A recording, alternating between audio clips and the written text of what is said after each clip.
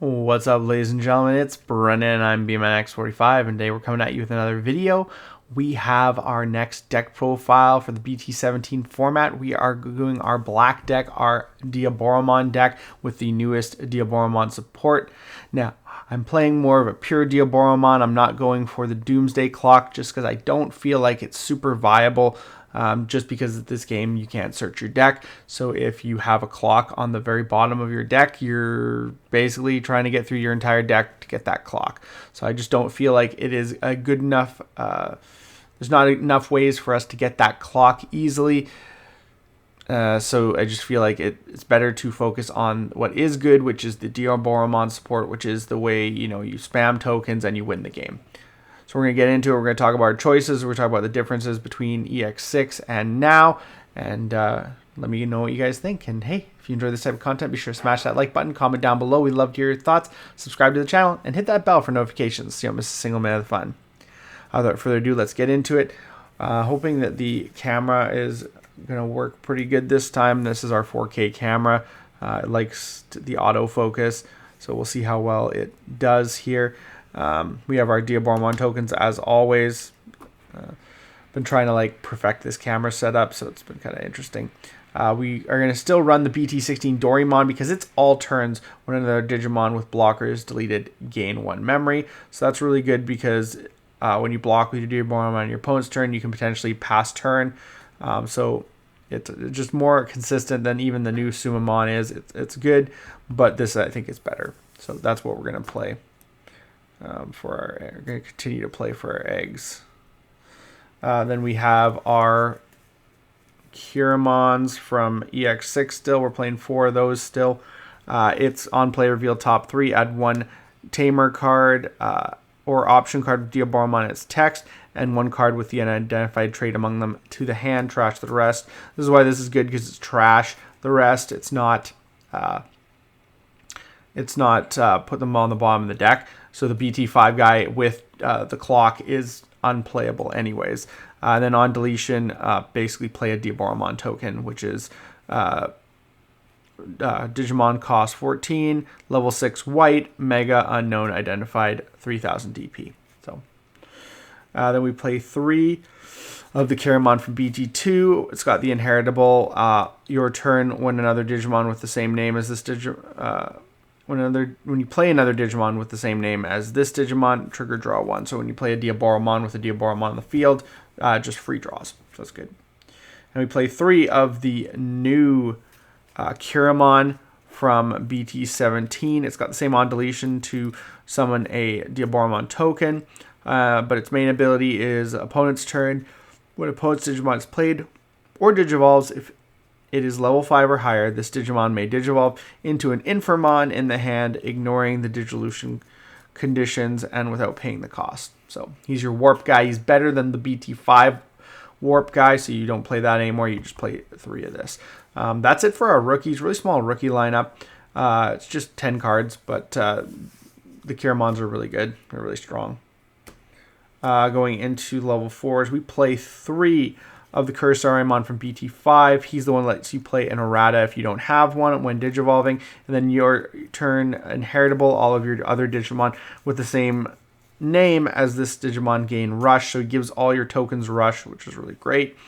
So you really do like to see him in the stack. Also, we have the Cursoriamon for BT2, which again has an your turn ability that's not once per turn, inheritable when you play another Digimon with the same name as this Digimon, gain a memory. So just like the Curamon from BT2, potential memory gain every time you summon a token, as long as you have a Diaboromon as your main monster. And we also play 3 of the Cursoriamon from EX6, which is when this card would be played from the hand by deleting one of your Digimon with the unidentified trait, reduce the play cost by 3, so you can play it for a total cost of 2. You're level 4 on the field, which is actually pretty cool. And then on play when Digivolving, delete one of your opponent's Digimon with a play cost of 3 or less. Could come up. On deletion, play a Diaboromon token as it's inheritable. So that's it for our level 4s. Don't play a lot of level 4s because you can warp to level 5. So you do play only the 9. And I've been finding this works out pretty good. On to your level 5s, we're playing 4 of the Infirmon from EX6, which is so good because on play when digivolving by deleting one of your Digimon with Diaboromon in its name, this Digimon may digivolve into Diaboromon in the hand without paying the cost. So you basically can go up to your Diaboromon for free as long as you have a token on the field to kill. And then inheritable, all turns once per turn. When another Digimon with Diaboromon in its name is played, de-digivolve one of your opponent's Digimon. So lots of de-digivolve here, which is really, really good. We play 3 of the Infirmon from BT17, the new one. He's when digivolving, de-digivolve one of your opponent's Digimon. Then one of their Digimon with a play cost of 8 or less can attack players until the end of the turn. So a little bit of stun there.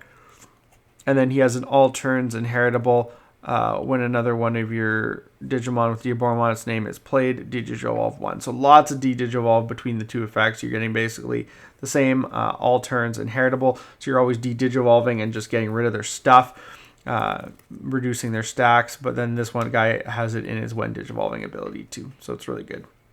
And that is it for the level 5s. We're only playing 7 level 5s, which I think kind of what we're doing in the last set too.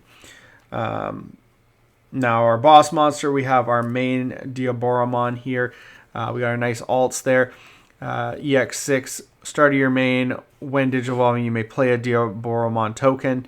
All turns when an opponent's Digimon is played, you may activate one of this Digimon's when digivolving effects.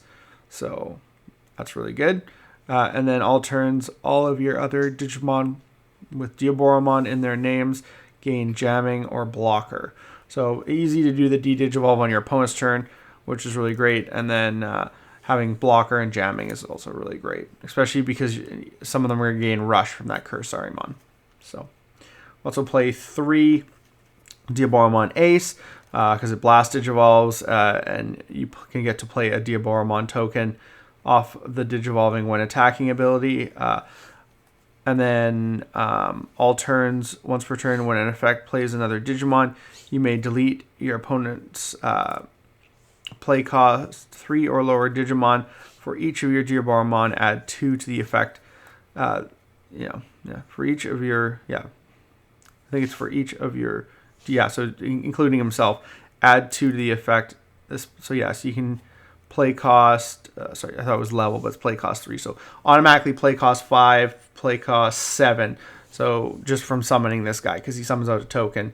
So that's good. And the cool thing too is you can potentially warp with the Kiramon into your level 5, and then when your opponent attacks, you can go ace. So it's really good. He doesn't on play his ability, so he's not good in the sense that you could just slam him down for 6, but still good, really good. So got to play 3 of him. But this guy's the main guy because he's just so good. Okay, what do we got here? We have our level 7s. We play 2 of the old Armageddonmon, which can pop a card with Diaboromon in its name and reduce the play cost by 12, so it can play itself for 3. Then it gets Rush, and then all turns, the when digivolving effects of your level 7 Digimons don't activate. This is actually really good because with all the ace level 7s, if they ace you with if they ace you for Blast Digivolve, their when digivolving effects don't activate, and you're like, that means they have to slam down that ace for like 9 cost, and then if you kill it, you're just going so plus. So it's really, really, really good. And then we play 2 of the new Armageddonmon, which is when this card would be played from the hand by placing 13 cards with an identified trait or Diaboromon in their text from your trash at the bottom of your deck. Reduce the play cost by 1 for each one. He gets Rush, Blocker, and Reboot. On play when digivolving, delete up to 15 play cost total worth of your opponent's Digimon. And then also this Digimon can also attack your opponent's unsuspended Digimon. So lots of abilities. The fact is you can play him and reduce the cost. I don't know how quickly you can build 13 into it's not going to happen that fast unless your opponent's milling you. So it's better against a mill deck, honestly. But I mean, like the Kiramon could potentially put multiple targets in, and then if you sacrificing your stacks, you're putting more. But generally, you may only have enough to do this once, and you might not even get to 13. You might be able to reduce it by like 6 to 10. But it's still a really great card because your opponent has to get around it, and it's super huge. We play one Quartzmon because Quartzmon locks out the game still, and he is searchable in this deck because he's an unidentified trait Digimon. And just being able to stall while you build up your stacks and build up your Diaboromon plays, and then plus you're playing lots of tokens too, so you can potentially just trash your opponent's security faster by just having a bunch of tokens on the board. So that's really good, and that's it. A lot of level 7s, but they're really good, so it's all good. Playing Tamers, we play 4 of the errata, again, just because you want to see it. Start of your turn, if a Digimon with unidentified traits is in your trash, gain 1 memory. So this is just for your trash. You just gotta have it in your trash, and you gain 1 memory, which stacks. 3 cost. When one of your Digimon digivolves into a Diaboromon, you may suspend this Tamer to play 1 Diaboromon token, so that's always really good. And then the last, we just play 1 Tie. I've seen people play Izzy. I prefer Tie because Izzy just does that one thing when he, potentially gets you a memory, I think, or a card when he's played. But this guy gets you draws, which is good for the deck. And you're always switching your attack targets with your blockers. So you're potentially giving your blockers up to 5k, which means they don't die, or potentially giving your Diaboromon more DP so your opponent can't try and get over him. So I really like that ability, and I think it's just as good as the Izzy. So that's why you play that. Lastly, we have our options. We play 2 Catastrophe Cannon, which is 4 cost, triggers D12 2 to one of your opponent's Digimon, and then lets you basically play a Diaboromon token if you have a Diaboromon in play without paying the memory. And then, it activates its main effect off security, so that's really good. Play 3 defense training because you want to get to your Tamers, you want to get to your pieces, so you don't really want to put stuff at the bottom of the deck. And then we play 2 Parabolic Junk. This could be Memory Boost, but I really like Parabolic Junk because it's a free cost card. You are deleting your tokens a lot, so you basically could crash your tokens, or you can delete them with the Infirmon ability and then basically get 2 memory. So that's good.